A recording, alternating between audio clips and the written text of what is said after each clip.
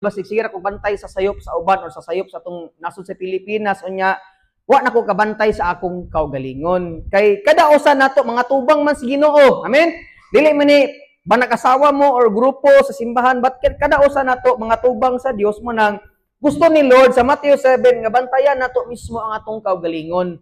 Magbadlong man ko nga pastor sa ato pero ako pod panahon nga badlungon ko sa akong partner sa ubang tao, malahain man ko, mangluod man ko, pero akong ma-realize mga gusto ni Lord nga magbantay gid ta unang-una sa atong mga kaugalingon. Kay basig unya og sige tagka-stress sa nangurap, nga bitaw kanang mga flood control, ghost project, pero kita mismo sa atong kaugalingon nagdumot na data. So wala ta kabantay nga naatay problema bitaw sa atong kaugalingon. Amen. Unya magbantay pud ta sa mga sign or mga panghitabo diri sa kalibutan. Ingon ang Matthew 24 nga sa dili pa mobalik si Jesus na ay mga linog. Di ba? Na ay mga bagyo, na ay mga gira sa laing-laing nasod, na ay mga sakit nga karon pamutungha nga makamatay. So mao nay pasabot igsuon nga ingon pag ang Bible gani nga iwali ang maayong balita unya kung mawali na kuno ang maayong balita sa tibuok kalibutan mobalik na ang Ginoo.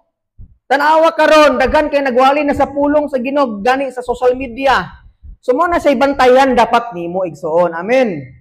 So dapat kanang imong tagaan og pagtagad ba o kahulugan ang mga butang sa kinabuhi igsuon. Ayo nang sigira ka og duwag, sira kag duwa og kanang sa cellphone nimo, sigira ka og kanang email o nagingon dito email ko no, sigira ka og kanang buhat og kanang pagpakasala, puro ka barkada.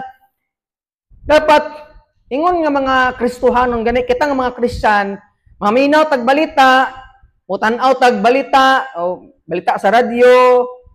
Dapat usa nas gamito na to bitaw nga nagbantay ta anuman kung manghitabo na mga butanga pasabot hapit nang mubalik ang Ginoo.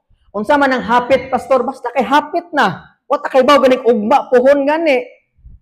Mao ta ingon ang 1 Peter nga daghang mosaway nga ingon mobalik na ang Ginoo hangtod karon man gihapon. Now say mo ni pilosopo nga kanang baruganan sa mga di Christian ba nga ay tuo man balik-balik si Ginoo. Pero kita nga mga Christian dapat ato nang seryosoon. Na maminaw tas mga balita ba di kay sige tag di tuo man kana di tong tagdon nato na kay sign man na siya nga mobalik na ang Ginoo. Pero dili kay ingon nga dibdibo nimo bat imong tagaag pagtagad ba. Amen nakasabot tagis point. Kay kada nga mga sign igsuon mo na nay timailhan nga hapit na gid mo balik ang Ginoo sa atong kinabuhi. Nang ingon sa pagbantay